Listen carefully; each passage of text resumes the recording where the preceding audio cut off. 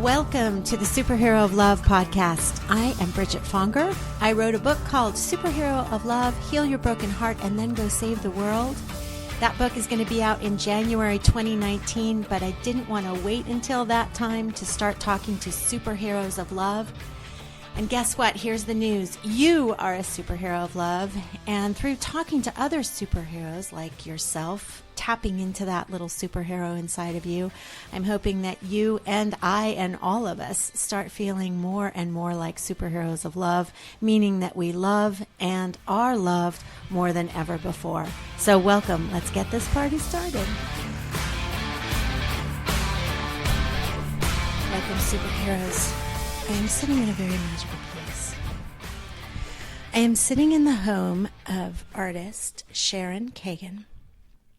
And I have to first tell you the reason why I'm sitting in her beautiful living room next to a piece of art that I saw before I even met her. So I'm going to tell you the story first, why this magical thing is happening right now.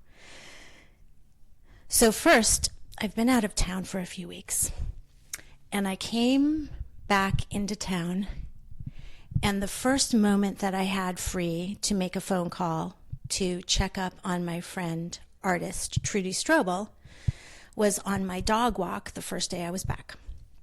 So I'm on the dog walk with my dogs, my first dog walk back in 3 weeks, and we're having this glorious walk, and I'm talking to Trudy, who has just had her art opening, her first art opening ever, and I missed it because I was out of town. And I'm getting the skinny on all the magic that happened at her art opening. And I'm sad that I missed it, but I'm hearing all her wonderful stories. So it's this heartwarming, amazing conversation. I hang up the phone, and then I call our mutual friend, the friend who introduced us, Jody Savin, who wrote the book about Trudy's life that's going to be out in spring of 2020. And I talked to Jody about how the art opening went from her perspective. How did the art opening go? Another magical conversation, hearing all this wonderful news about Trudy and how amazingly well her art was received and how everybody was moved, etc. And then I walked in my door as I was finishing the conversation with Jody and sat down to resume my work because I was really behind on my work. So I sit down to resume my work, and my phone dings because someone has texted me. And at first I'm slightly annoyed because I want to get back to work. In my inimitable, slightly annoyed way, when it's inappropriate to be slightly annoyed, because what was about to ensue was the beginning of magic, which led me to Sharon Kagan's couch right now. So a friend texted me and said that she had seen me on a TV show that I don't even remember being on. I was interviewed in the 1990s, 1994 or 1993. I was interviewed, though, on a lot of TV shows at that time because I had an angel store, and it was a rare thing to have an angel store in the United States. So it was one of the first angel stores. So a lot of people came and interviewed me. So she saw this interview, and she asked me, when was it that your angel store was open? And is it still open? And no, it's not still open. But I couldn't remember the exact years. Was it 93 to 95 or was it 94 to 96? And I thought, hey, I'm going to Google it, even though that was pretty much the beginning of the internet back then. I'm going to Google the Angel Store and Bridget Fonger.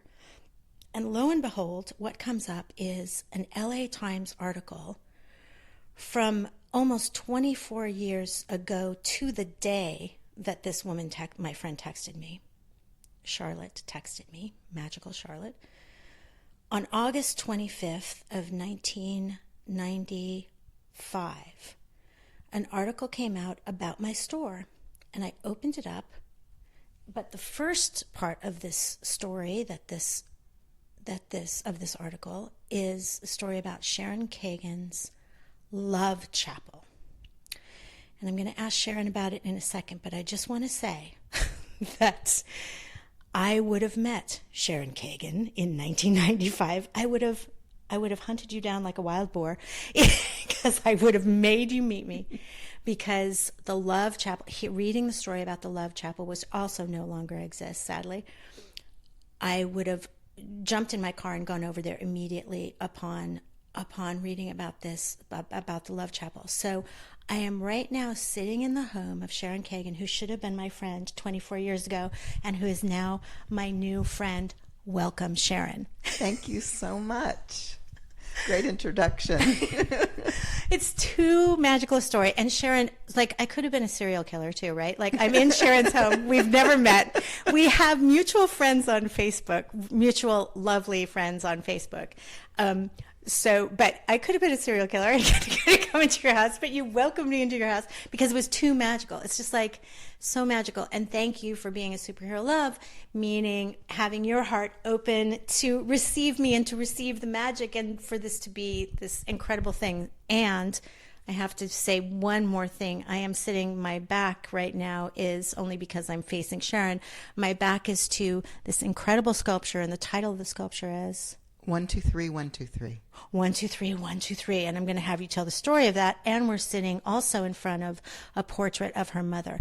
And the reason why that is magical is that I didn't finish really telling the story. I Googled Sharon immediately after reading about the Love Chapel. I Googled her. And a YouTube video came up, which is a 2008 interview that they did for you at USC Film School. Mm-hmm. And you are talking about your mother. You're standing in front of this piece of art that I am now sitting in front of. I can't believe this. You're standing in front of this piece of art, and you're talking about how your mother inspired you to knit after she passed away. And you stated that she, too, both your parents were Holocaust survivors. And I had just ended a conversation. You said your mother was a knitter and an embroiderer, and I had literally just hung up the phone in a conversation about Trudy Strobel, and I was like, I have to go to Trudy Strobel's art opening with Sharon. Like, I had it set in my mind that I wanted to do that, and I sent you an email, and you picked it up right away, and you were like, maybe we should go together, which is what I was trying to make happen, and I'm so excited that we are going to go see the art show together in a couple of weeks. But anyway, so tell us about your mom and how she inspired you to knit, and tell us about 1, 2, 3, 1, 2, 3. My mom, during the war, my mother survived because of her handwork skills. She was a seamstress. Do you know that Trudy's mom did also? They were in a concentration camp, and the reason that she believes that they survived is because her mother was such a master seamstress. Wow. And her mother taught her to embroider. Okay, that's all I'm going to say. Goodbye. So my mom she was living in the ghetto. She wasn't in a camp, but that's how she was able to avoid being sent to a camp, was her ability with her hands. And she could knit and read a book at the same time, like complex patterns, which means you're counting. It's like mind-boggling to me. That is so mind-boggling. And I had asked her to teach me, but she couldn't slow herself down so that anybody could humanly follow what she was doing. So when she died, I was in deep grief, and I wandered into a yarn store looking for a piece of string. Whoa. Looking for a piece of string. Okay, wait, tell me about that. So not necessarily looking to learn how to knit. Not at all. Looking for a piece of string for I don't even know I was going to tie something. I have no idea. That part is totally gone. But I walked into this yarn store, and these bins of soft textures and colors that were so delicious, and I practically threw myself into them. Yeah. And so I walked out of there with a kit to make a poncho, and I taught myself how to knit. You literally taught yourself how to knit? Oh my God. I'm kind of blown away by you because I'll tell you why, my history of knitting at the end of this, but that blows me away that you taught yourself. I'm sorry, but anybody that doesn't knit, I just want you to know it's not easy. It's not easy to teach yourself. You have to admit that. Yeah, it is not easy. Okay. It's in your DNA. I mean, I watched my mother, even though at some level I couldn't see anything, at another level I was getting it all. Wow. So I fell in love with knitting. And my husband said to me, will I ever see anything but the top of your head? I knitted through my whole grieving process. It was a way of being close to my mom, It was a way of soothing and comforting myself. And at the end of it, when I've made scarves and ponchos for every human on the planet, I think, I realized I really loved the knitting. And I thought about it because you take one continuous thread, you make a complex form, but if you cut it anywhere, the whole thing comes unraveled. Yeah. And I thought it was the most beautiful metaphor for how life is. I mean, we are that web. We are that knitted piece. And so I started knitting a variety of pieces. The piece behind you was my last knitted piece. I'm going to be knitting a new one for the show that's coming in the spring. But this was so far my last knitted piece. Wow. And we're going to have the picture that is with the podcast is of Sharon in front of this piece because it's so extraordinary. And what is it knitted out of? So the armature is welded steel, and then the knitting is polyester tying ribbon, which is the material they used to tie the newspapers with. Wow. Okay, tell us about what this is and explain it. So one of the things that I took up in the time that during my grief with my mom's passing was ballroom dancing. It was for 1 hour a week. I was happy. Wow. And it was fantastic. And so as I'm making all these knitted pieces over time, I realized I wanted to do something about ballroom. And so the 1, 2, 3, 1, 2, 3 is a waltz. Right. And this enormous dress, it just kind of came to me in a dream. I saw the dress form. I saw the chandelier inside of a knitted form. I found it's a Maria Theresa crystal chandelier from the turn of the last century. It's really exquisite. So it's like 1900, late 1800s. It was on the street, totally broken. You found it? Yes. You had the vision. I had the vision. And then you found it. And then I found it. OMG. Right. Just like, and it's covered in 100 years. It was in a dining room, evidently, of a very like Hollywood Hills home. And it was covered, it is still covered in the golden amber tones of nicotine. And the idea of the chandelier being this ornate crystal chandelier represented sort of a bygone era, a time of that I kind of see my parents coming out of. They're European, obviously. Their taste was more European. And so it had to do with sort of this bygone time. And then it's surrounded in the most contemporary materials I could think of. Right. And she stands on these wheels that are from an industrial, for lack of a better term, junkyard. And so she can go sliding across the floor like a true dancing girl. Oh my God. That is fantastic. Which I just love. Oh my God. And the idea that not all the bulbs work and that it's sort of like, it's this, just this combination of those two worlds, the modern and the old. And I love the frill at the top. That's crocheted in the same material, but in gray. It's so beautiful. I had to teach myself to crochet because I hadn't learned that yet. You taught yourself how to crochet. I'm sorry. Okay. But there's I have to tell you the story of the dress. Okay, please. So I'm knitting this thing because I want big holes so you can see the chandelier inside. So I'm knitting this thing on the most gigantic circular needles I could find. And how big a diameter is that needle? Please tell me. The needle is probably an inch. Wow. Okay. And I think it's like a 50-inch. 50-inch, 50-inch, 1 inch diameter. Hoop. Okay. Knitting needle. Oh my God. So I'm knitting on this thing. I start by estimating what the bottom circumference should be. And then I get to a certain point, it's all totally intuition. At a certain point, I want the waist to come in. So I figure there's a lot of give. It doesn't have to be exact. I start tapering it in, and then I have this moment, which has happened with every knitted piece, where I hear the voice and it says, "You're done." You hear the voice. Oh my God. Just like they talk to you in your dreams. It fit perfectly. Perfectly. I just got chills. So that's the magic of that piece. Oh my God. I just got chills. Seriously, they're not going away.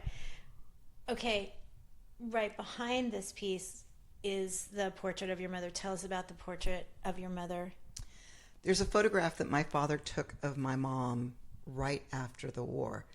Maybe my sister was in that photo. She must have been 2 or 3. So, and she was born, pretty much immediately after the war ended. My mom got pregnant. And there's a look on my mom's face, and I've drawn this image many times and I can't capture it. But what it is she's standing on a chair reaching for what she thinks is a piece of fruit, but it's actually an orange bulb. And she's somewhere in Italy. They lived in Italy for 5 years after the war. And she has a look that is indescribable. And the look is the joy and the shock and miracle of having survived the war. Wow. The grief hasn't set in. The post-traumatic stress hasn't set in. It's just the miracle of having survived. Yeah. And that they now have a daughter and that, they have a future. Wow.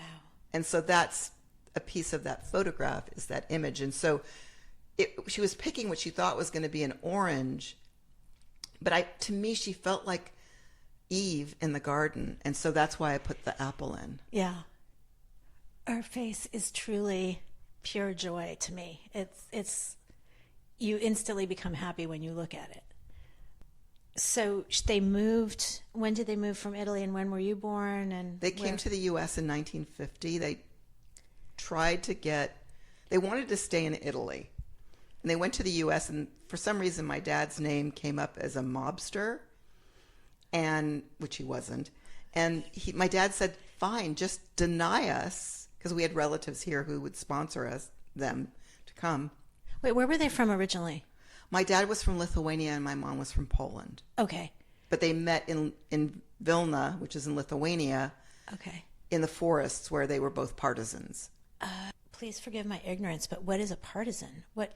So when they liquidated the ghetto and they were taking every last human being into the camps, prior, my mom had been part of a group called Yom HaShoah, which was really, when they got to Israel, they were the founders of the kibbutz movement.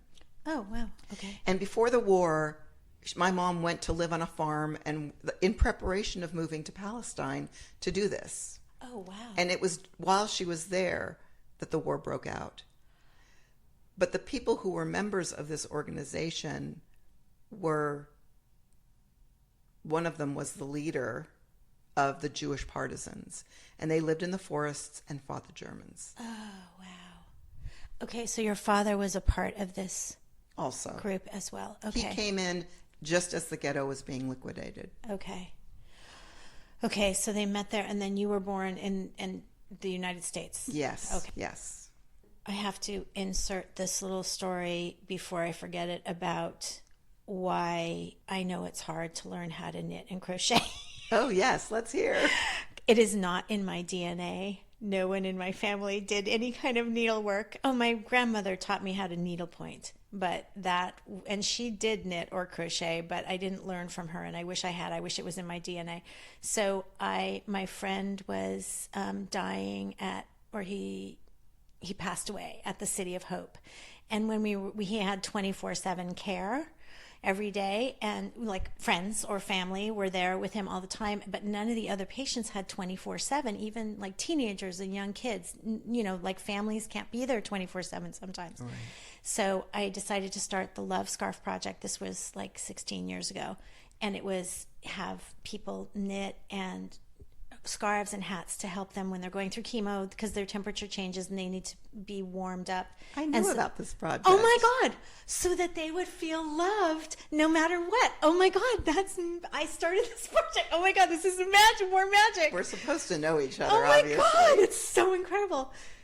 So I was like, I have to learn how to knit. I didn't know how to knit. I wanted to start the project, but I didn't know how to knit. So I went to a local knitting store, and the most magical woman taught me how to knit. But I had to keep going back to have her cast on and cast off for me because I couldn't quite get it in my brain. But every time, and I'll never forget one time, I was so excited because I was like, I've really got this. And I was the project at that time we were delivering on Christmas Eve, I think. Now we do it on Valentine's Day because they get a lot of attention at Christmas. So Valentine's Day, they don't get attention from outside sources like that. So it was Christmas. It was like the night before Christmas Eve, and I was at a Christmas party, and I was frantically knitting at the party because I had to finish, and I was like really cocky. I was like, oh, I've totally got this. I'm such a knitter now. And then I lift up my needles, and it looks like a diaper. It's like it's supposed to be a scarf, and it was like a big triangle. And I was like, okay, I think I'm never going to get this, and I need to just lay down my needles and just be the person that organizes this thing and forget about it. So I'm the opposite of you is what I'm trying to say. And That's oh my pretty God, funny. so you know about the Love Scarf I do. Project.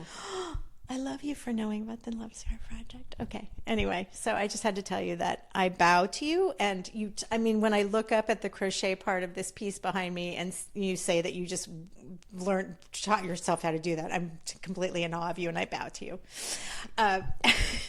Okay. Now let's go back to the article that we were both mentioned in 1995. I had the Angel Store in Old Town Pasadena, and you had the Love Chapel. So tell us about how the Love Chapel came about and what that was. I had always found these little sanctuaries whenever I traveled. The Santuario de Chimayo, New Mexico, which I just was obsessed with.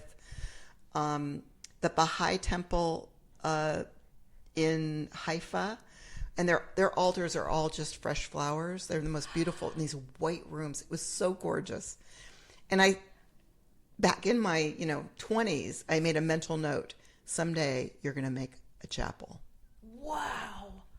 And so my studio was in Santa Monica at the time, and the space at the end of the hall, which really shouldn't have been a space, it was this narrow, long space that they'd rented out, became available. And I went, this is the time. So I rented out the space and I turned the room into the Love Chapel.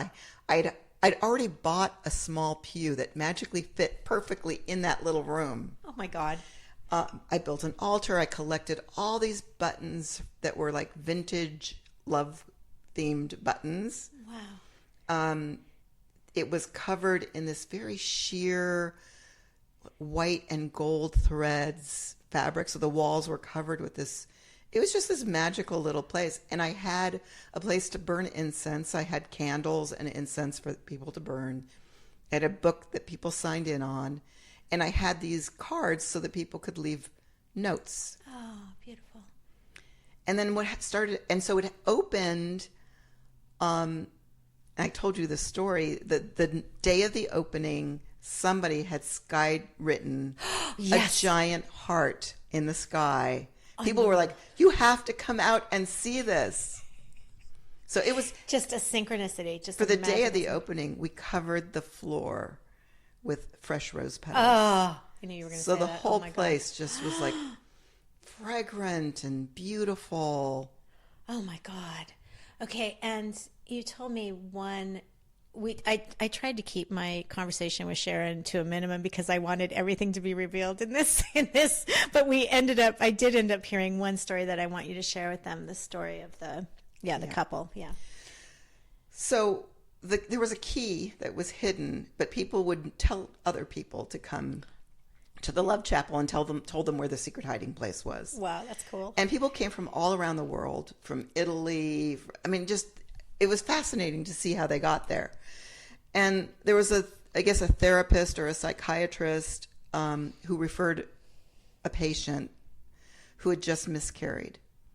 And she and her husband went there in the wee hours of the night and left me a note saying they just couldn't face going home.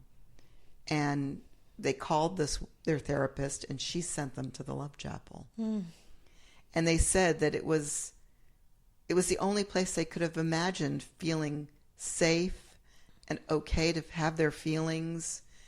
And it was one of the most beautiful notes. Wow.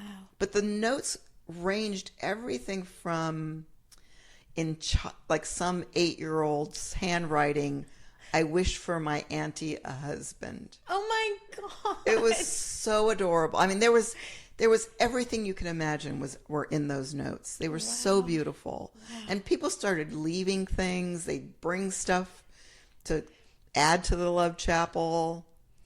Yeah, we have to bring this back. We have to bring this back. What I would love is to build like a really magical looking gypsy cart that could be towed from place to place and let people just go in. Yeah, we have to make that happen. That is just too magical. We need Love Chapels everywhere. We do. Right? It's so funny because I was reading, I didn't really still have not fully read the article that we were both mentioned in. I read yours fully, but I kind of skimmed over mine. But the quotes in mine it's as if they were written today, because it was an angel story, but I'm talking all about love too, which is of course why they put us both together in the same article. But exactly. It's unbelievable. Like we're collapsing time. Like I was supposed to be talking to you 24 years ago. Isn't it uncanny that it was almost 24 years to the day? It was only 4 days off to a year. And this is precise. Mind-boggling. This is the precise weekend 24 years ago that I would have hunted you down. I would have taken time this weekend to find you. You know what I'm saying? Yes. Right after the article came out. So 24 years delay. When you were saying that earlier, what came to my mind was, and you would have been at my wedding if we had known each other back then. Oh my God! I would have loved to have thrown rose petals on you. Okay, let's talk briefly about your husband, because we're sitting in front of, there's art all around me, but the podcast equipment right now is sitting on an exquisite piece by your husband. So tell us a little bit about your husband, and tell us how did he know the Love Chapel, or does that predate your husband? Well, so there's a funny story. No, the Love Chapel predates Terry. Okay. And I used to teach classes out of my studio in Santa Monica. It was called the Creativity Center. Oh, cool. And he came, I actually met him when I was living with somebody else in Venice, and he worked for that guy. Okay. And then I didn't see him for like 20 years. And one day I get a phone call from him saying, "Are you the same Sharon Kagan who used to live with this woodworker guy?" And I'm like, "Yes." So he took my class. And then after a year and a half, we were friends. He asked me out. And he said to me, "I want something more than friendship." And I heard myself saying, "Me too." And I realized that every time he walked into my studio, the lights got a little bit brighter. Oh, it's so beautiful. Oh my God. And so beautiful. We've been married 21 years. Oh my God. That is so beautiful. Okay, and he is an artist. Give his full name so that his name's Terry Holtzgreen. He's a sculptor, furniture maker, artist. And I'll have to take a picture of this before we go and put it in the podcast notes, because this table is a wood sculpture, and it is unbelievable. You're going to be blown away. The love and craftsmanship in this is exquisite. And as you said earlier, well, I'm going to have to interview him as well, because he's had some major heart-opening superhero of love experiences himself. Definitely. So you just have these unbelievable knowings. Yes. Synchronicities, dreams, listening to that, like you clearly hear the guidance. Yes. Oh, very much so. Tell me about that. Your whole life, have you been like that, or? I'd say my whole art life. I think as I became an artist, that voice became clearer and clearer. Wow. Like you became more yourself. Yes. And more attuned Wow. to that quiet, be able to hear that quiet voice. When did you become an artist? Like, did you... It's funny because I was going to be a writer. Oh my gosh. And then I ended up going to UCLA as an undergrad, and they had no creative writing classes, not one. Oh my God. And so, in between high school and undergrad, my best friend said, let's take an adult high school drawing class, because she was an artist. And I fell in love. Oh my God. So when there was no creative writing, I sort of wandered over to the art department. Right. Oh and my that God. was the end of that. Oh my God. So you found yourself just following life's little breadcrumbs. Come Exactly. over here. Come over here. Exactly. Oh yes. Oh my God. It's so cool how attuned you are. Do you have, so when you teach, do you give advice to your students about listening to those voices, or to help them become more attuned to that? I don't teach much anymore. I used to teach. The last 16 years I was teaching at Santa Monica College. Oh, cool. And having the Creativity Center for, I don't know, Decades. Decades. But at the time, what I was doing was more than telling them, I was giving them processes that would awaken those parts of themselves. Okay. Can you tell us about those? Like, is there anything that we can do to awaken? Okay. Definitely. My first class, when I taught the visual journal at the Creativity Center, the very first class, I would have people come in and I would pile mounds of magazines. And people knew that I did this because they'd taken my classes over the years. And I would get these anonymous bags of magazines. And I mean, everything from Mary Engelbright to Guns and Ammo to porn to National Geographics. And I would put a good mix of all of that on top of the tables. And I said to them, pull everything that draws your eye, whether it's repulsive or beautiful. It can be a spot of color, it can be an image, it could be a phrase or word, whatever you want. And I'd get them to the point of exhaustion, like where they just couldn't stand looking at anything else.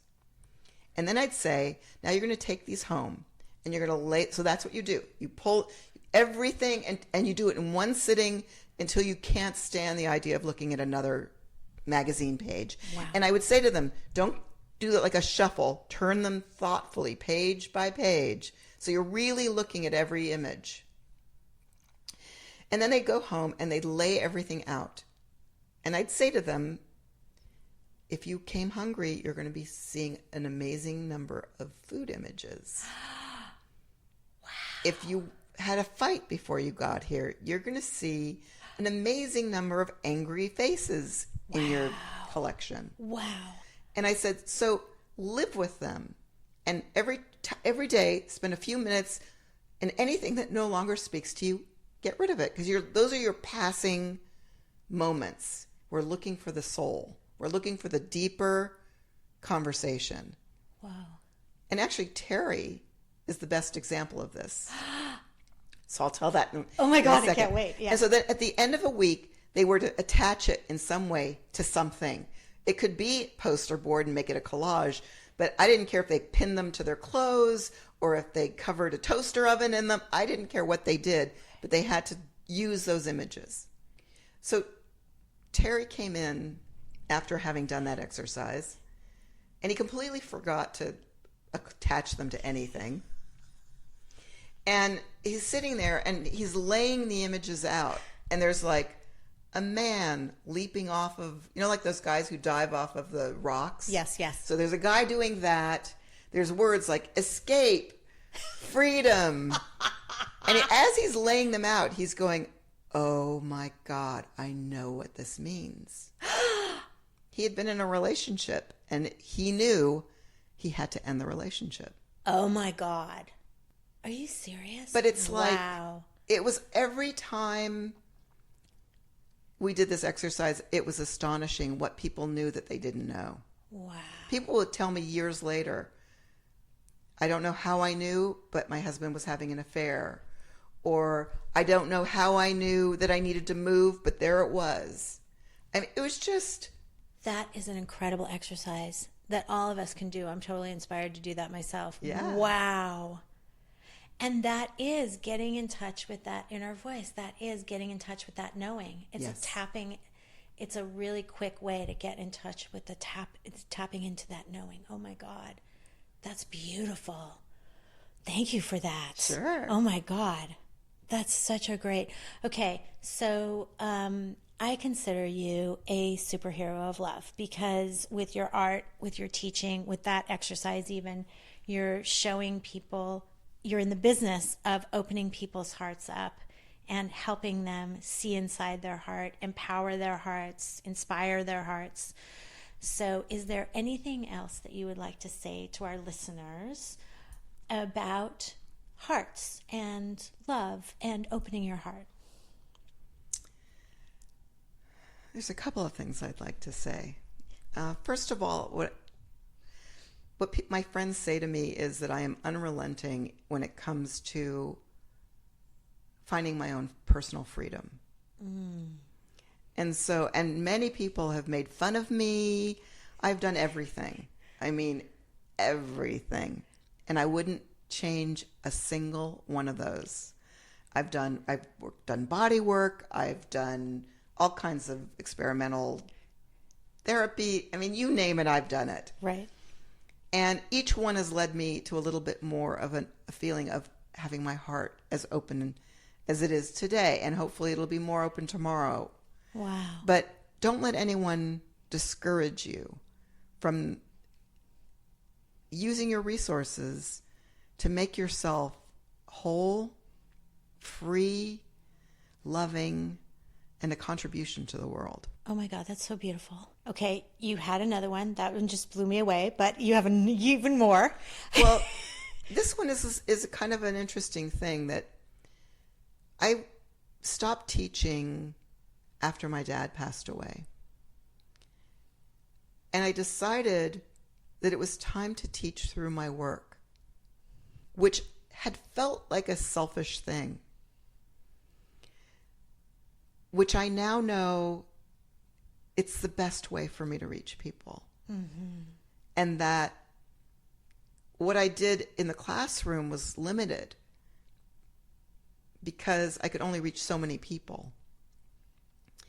My work now is a combination of everything that we talked about. You know, that listening voice.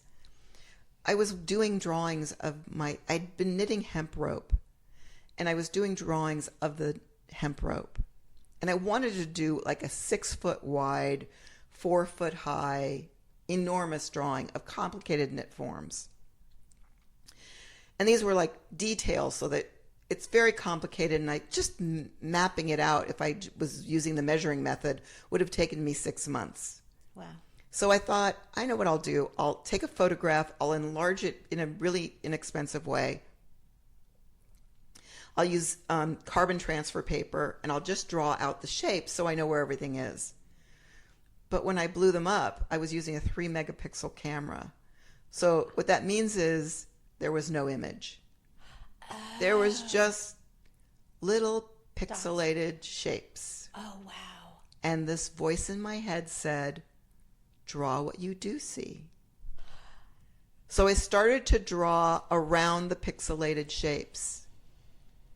And that's what opened up this whole new work. Wow.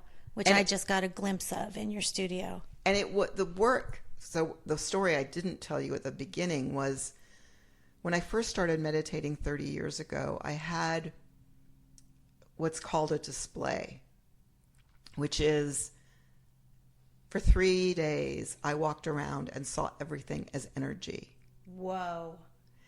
And I thought, if I could make art that communicated that, because it was like, maybe that table over there is vibrating and a little more densely vibrating than the space between us and the table, but it's all vibrating. I thought people would they'd respect life in a whole different way. Wow.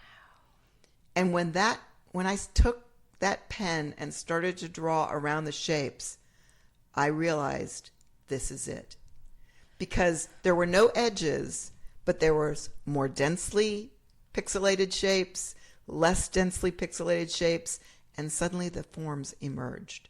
So you could see the knitting. Wow. Okay, wait, can I hear more about that meditation? So that was how many years ago that you had that? 30 years ago. Right. What kind of meditation? I'm curious. It was just no particular teacher, just sit and watch your breath. Oh, okay. Okay, and that's an incredibly powerful experience.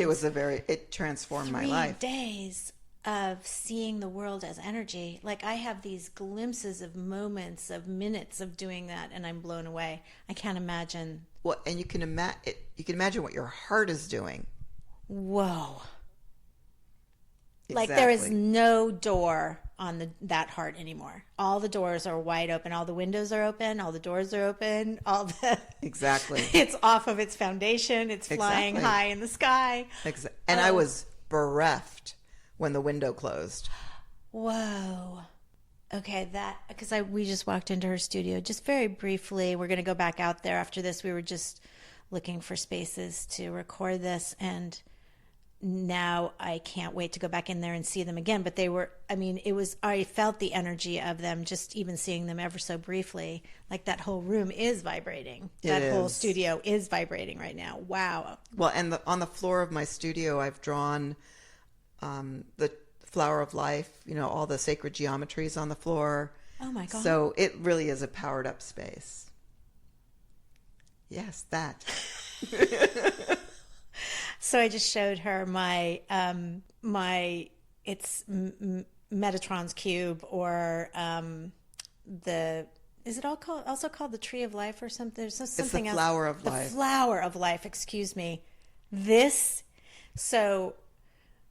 is from my teacher. This is powered up and has wonderful protective powers imbued in it from my teacher, Master John Douglas. And in fact, I was just at an event, and I just did a book event in Santa Barbara, and a bunch of friends from Master John Douglas came, and the owner of the store where the event was like, it's a cult because you're all wearing these Metatron's cube. And I was like, well, if you only knew the power of what is in this pendant, at the base of